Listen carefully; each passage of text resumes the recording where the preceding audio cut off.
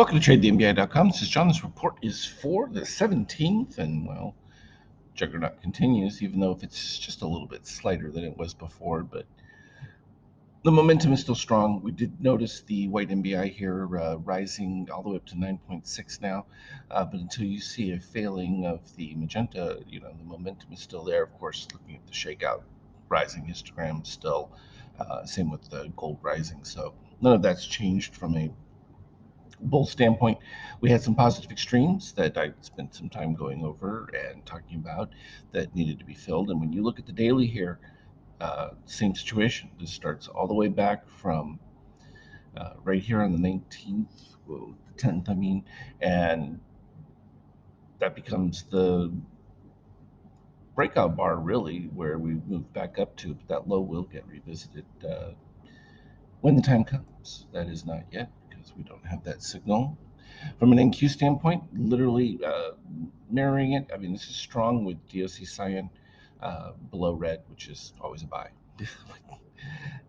Not even a debatable issue with that one, except for in the condition when we have that potential rising of DOC spread. But we've talked about that one. Should that pop up at any time, we will definitely see it because we'll see a failing of DOC green first, which will cross below, and potentially that's where we would see the intersection between the cyan and green. So shorts and midterm buyers would sort of flip from their strength position. When we're looking at the euro here, again, they're still they've literally kept it in this range for all this time. It'd be hard pressed for them to not continue to do so, but really the bleeding in the eurozone is just becoming more and more evident on a daily basis, particularly as we talk about the food inflation, shortfalls, the fact that a lot of commodities are traded in U.S. dollars. It really becomes an impact because who wants euros in that particular case, particularly since it's not really being traded in energy any longer. So that's a significant decline demand from that aspect. Gold, just modestly pulling back here underneath the 50%, a little bit of weakness. Again, gold should have nowhere to go but up. That doesn't mean it's not going to have an occasional back and forth. The breakdown in oil is very interesting because, again, that points to economic trouble signs in the sense of lower demand, and that has to be taken seriously. And people think, oh, well, it's great the gas prices have declined or whatever, that eases it. But um, there are factors as to why you don't have the demand. It's not that we've had this massive increase in supply. Certainly hasn't been the case.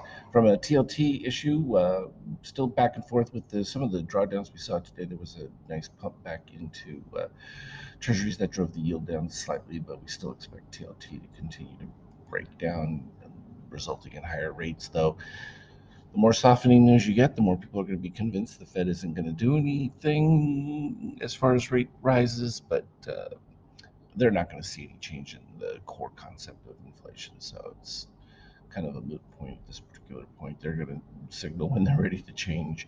The market's just wanting it to be the other way.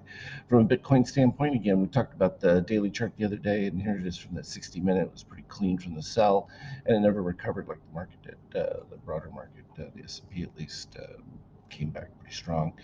From an ETH standpoint, quite a bit of volume in there. Can't even fit it on the single day. That is a significant increase in its activity. So that's worth noting.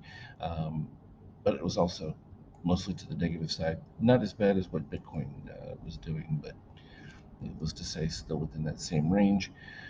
So from the long standpoint, exiting there, then it started the short, but they turned that around pretty much within the bar that took place. If we look at the 5K, this is the tail end of it.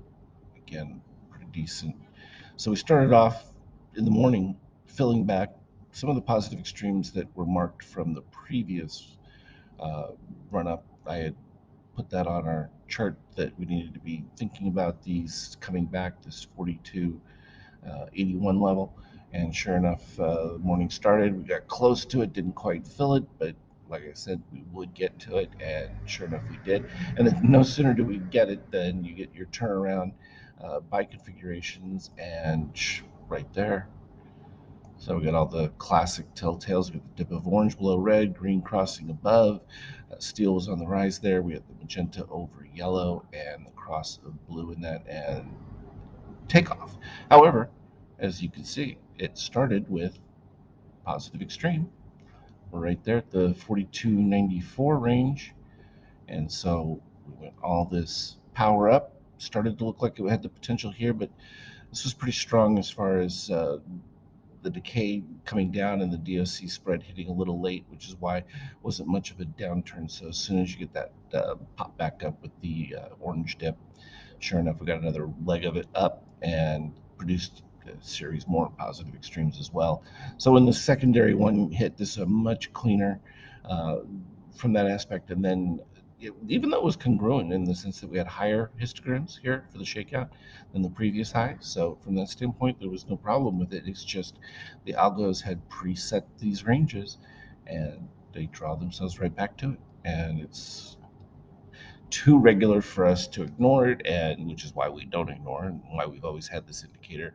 And even from what a decade ago, doing videos on how you can literally just remove price and recognize with the extreme, pretty easy moves on price. Broadly, it's just better for us to have the more precision because some of these extended runs can go for quite a period of time before they finally do fill. But needless to say, we have all of the triggers that are necessary for that, and we just keep applying them as they come. But as always, I will update you. I'll be out most of the day tomorrow for Wednesday, but I will check back in. Trade well. We'll talk in later.